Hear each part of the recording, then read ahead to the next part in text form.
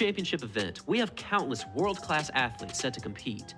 And in the men's 100-meter dash, we have some of the fastest sprinters on the planet for these opening heats.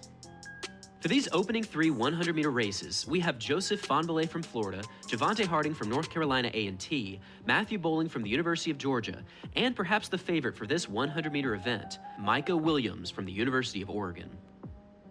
Now, on May 27th, at this year's Western Regionals, Williams ran an incredible time of 9.86 seconds, the 3rd fastest collegiate time in history, and he placed himself as the 2nd fastest athlete in the world for 2022.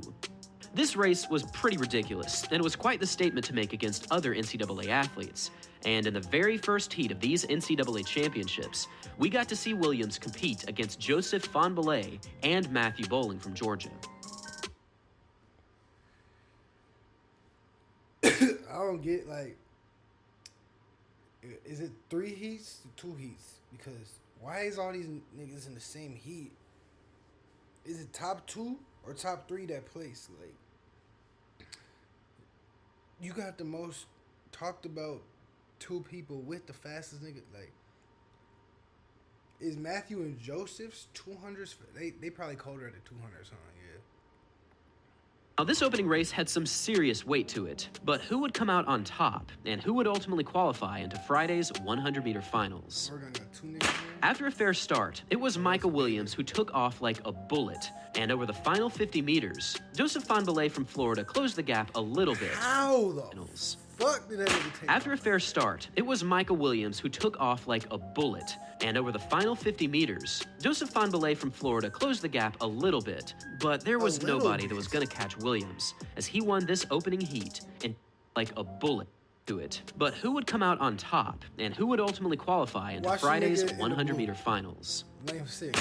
After a fair start, it was Micah. Last place. Everybody else either touched the line or is crossing the line. Williams, who took off. Still in last place. Everybody got 2 steps on that nigga. Like, not 2 steps, but you know, like 2 quick look. A bullet. So, these 4 on the top of the screen. These motherfuckers look like they way ahead, but it's an optical illusion. It's gotta be, because the nigga from Baylor in lane 1 up there, he probably really ain't much in front of the dude in lane 8. And the way the camera is, the dude in the red might even be ahead of him. Joseph just kind of throwing this shit off, but watch how this optical illusion. This nigga's in last place. He only got like 40 meters left, maybe. How many meters there? After a fair start, it was Micah Williams who took off like a bullet. They're in 30 meters right here. And over the 40 meters.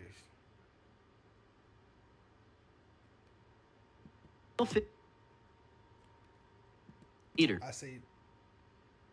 say that's about 50 meters right here. He caught up to the other people. Yeah, it's gotta be the angle that's throwing, because this nigga is such a closer. Joseph. So now, he might have just hopped up out of last place. Nah. Cause even look like where his foot is compared to the colors. Yeah, he might just be about to. What's he at? 50, 60 meters right here? He's still in last place? Fahnbulleh from Florida closed the gap a little bit, but there was nobody that was going to chips Georgia. Now, this opening race had some serious weight to it, but after a fair start, it was Micah Williams who took off like a bullet, and over the final 50 meters, Joseph Fahnbulleh from Florida closed the gap a little bit, but there was nobody that was going to catch Williams, as he won this opening heat in 10.03 seconds. This was a dominant display of speed, as he was never really in danger of losing, and at 10.03, he made this time look quite standard. Finishing in second was Joseph Fahnbulleh in 10.11 seconds, and finishing in third was Matthew Bowling in 10.18. Now, Let's for go, this Joe! second heat, we again saw some serious Watch speed this in hit full time and tell me Hero that this don't make you just be like, Friday's 100-meter finals. let's go, Joe.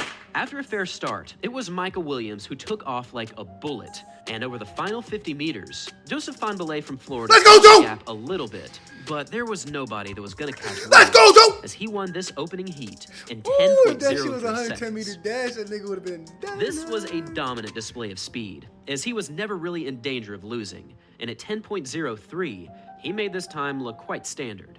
But Finishing in did second bro was slow down? Joseph I Fahnbulleh don't know, in because it looked like bros be this slowing time, down. You know what I'm saying? as he Like, was never how he really hit in the little danger of look, losing, like, and at 10.03, but bro could have caught you, bro. Like, I don't want to fuck around when it comes to the championships like that. Because he just tasted that shit right there.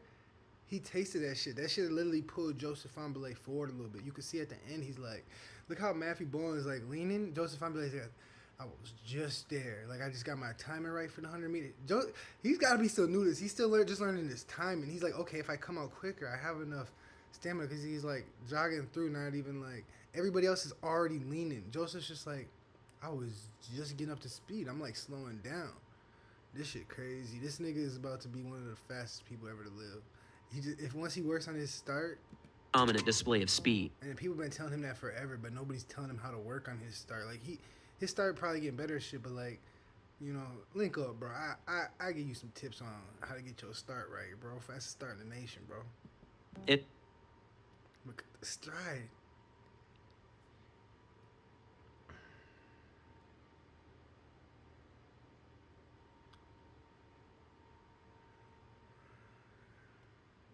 was never in danger of losing. 10.03, he made this time look quite standard. Bro, you better Finishing in run, second, bro, because bro is coming. Is this championship on Saturday? Joseph Fahnbulleh in Holy 10.11 seconds, and finishing in third was Matthew Bowling in 10.18. Now, for this second heat, we again saw some serious speed hit the track. We saw Javon Martin from FSU, we saw Ishmael Cone from New Orleans, Dedrick Vandiver from Florida, and Sean Maswanganyi from Houston. This was clearly going to be another great race, but once again, the drama continued as we had no clue who would qualify into the finals. After another fair start, Maswanganyi from Houston got out very strongly to take the lead, but as the finish line approached, it was Javon Martin from FSU who won this second race in 10.10 seconds. Now, the finish for first was quite clear. However, the race for second behind Martin was incredibly close. Take a look at this finish. It was a blanket finish for second place. But by the smallest of margins, Dedrick Vandiver from Florida earned the second qualifying spot with a time of 10.146 seconds, finishing ahead of Maswanganyi by just 3/1000th of a second. And at this point in the men's 100, the 10.18 second performance of Matthew Bowling was now the bubble position, meaning that if the top three in the final race finished faster than this time, then Matthew Bowling would not advance to the finals. For the third and final heat, it was again a race of incredible talent, as Favor Ashe from Tennessee, Javante Harding from North Carolina A&T, and Alaba Akintola from Middle Tennessee State were all set to clash in this final race. For the first attempt, the sprinters were called back, meaning that perhaps someone false started here, but thankfully, the field was given a green card, meaning that nobody was eliminated and everyone had a chance to make the finals. After a fair start, it was Favor Ashe who took the lead like a rocket, and just like Michael Williams, he cruised to the finish line in first place here. Now, it did seem as though Favor Ashe may have false started, as he flinched in a pretty big way in the starting blocks. But with a finishing time of 10.15 seconds, he took the victory by a pretty solid margin over Javante Harding, who made up some serious ground over the second half of this race. These 100-meter opening heats paint a very exciting picture for Friday's finals. In this race, we have so many talented athletes that could potentially run under the 10-second barrier. But let's face the facts. Michael Williams is the heavy favorite. He just looked so good and so poised in this opening round. And unless something crazy happens, I think he will be crowned the NCAA champion come this Friday night. And now I want to hear from all of you. Who do you think will win the men's 100-meter finals this Friday night? And how fast will the winning time ultimately be? Leave your thoughts in the comments section down below. Thanks for watching, everyone. And as always, until next time. Until next time.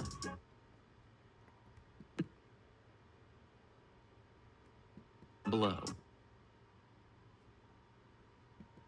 Thanks for watching.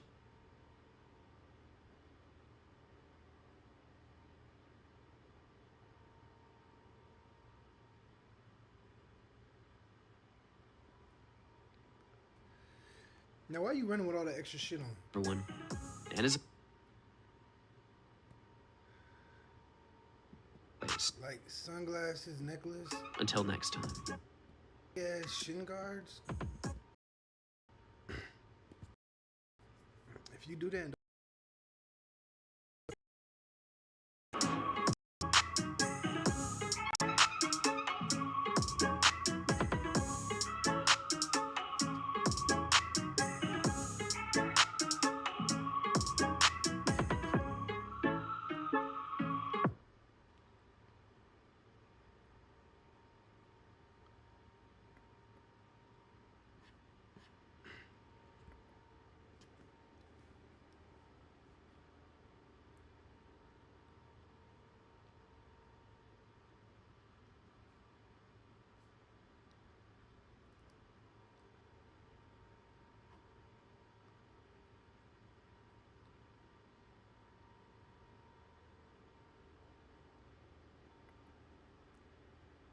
On the outside.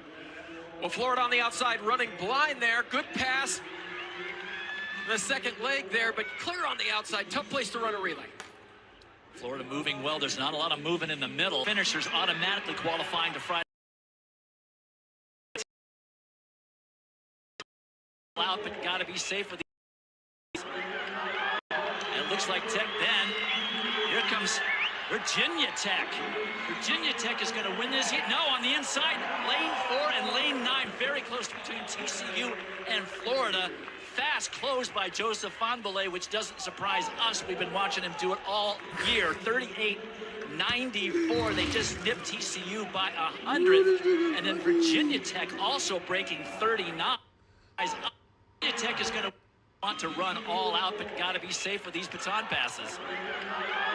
And it looks like qualifying to Friday's final than the other 3 times on time. So we got lane 5, 6 leaving first. Or he just left the most aggressively. Run out, but got to be safe with these baton passes. We gonna need Joseph to get. He gonna have to start a little sooner because he needs to already be up to speed. And it looks like. But damn, he got it. I guess he was up to speed. Virginia.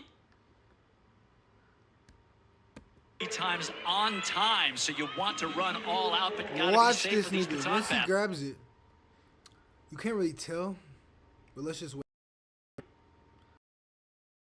So time, so you.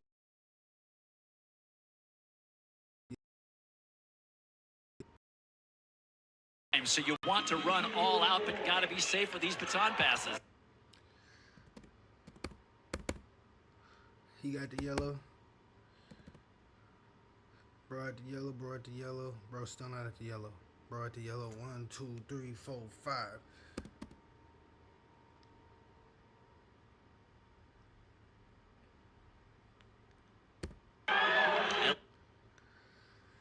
It's like Tech.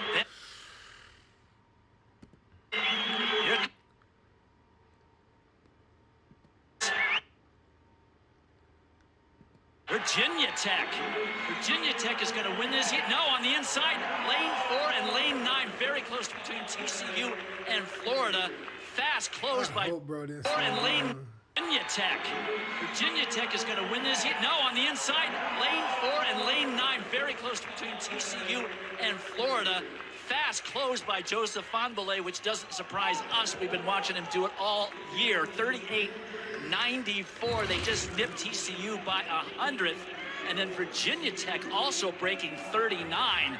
38-99 for the Hokies. Well, not the cleanest of passes for the Florida Gators on the outside, but you see Fonbele's closing speed. Virginia Tech ran a good race. They surprised Florida State.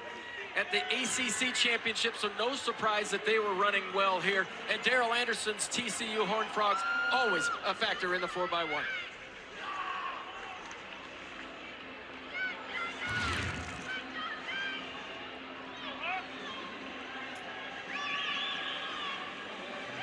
Waiting for the results to be official. There they are. Florida does win it by 100th over TCU. They're automatically in.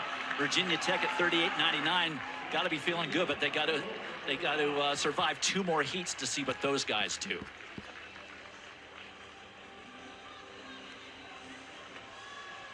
Now we take.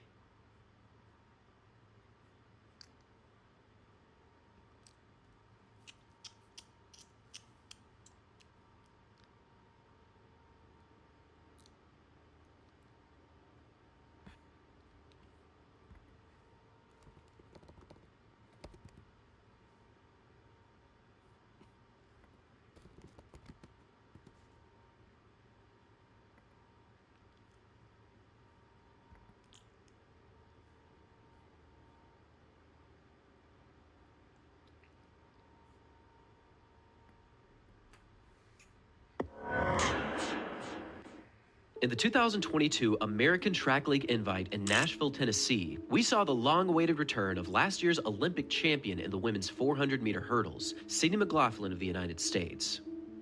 Now, in 2022, she's only run 1 race thus far, and that was a 100-meter hurdles race back in this year's Penn Relays, where she placed first with a time of 12.75 seconds.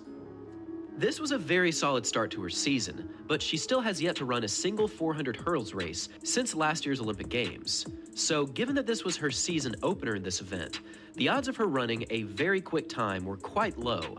However, ladies and gentlemen, this performance would absolutely shatter all expectations. After a fair start, McLaughlin, who was running in lane 5, got out fairly quickly, but she was still running quite close to her competition on the inside.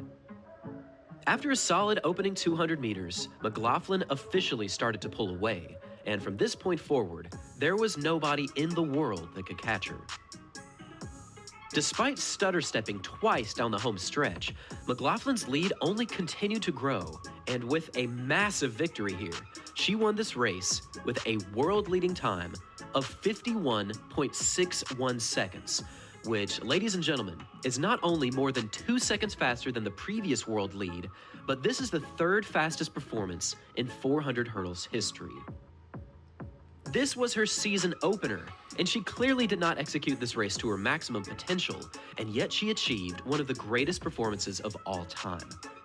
Remember last season when we were debating on whether or not she would be able to break the 52-second barrier?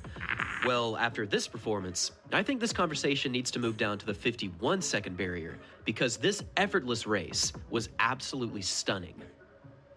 For a few minutes after this race finished, I was convinced that there was some kind of timing malfunction. I mean, it just did not look as though she ran this fast.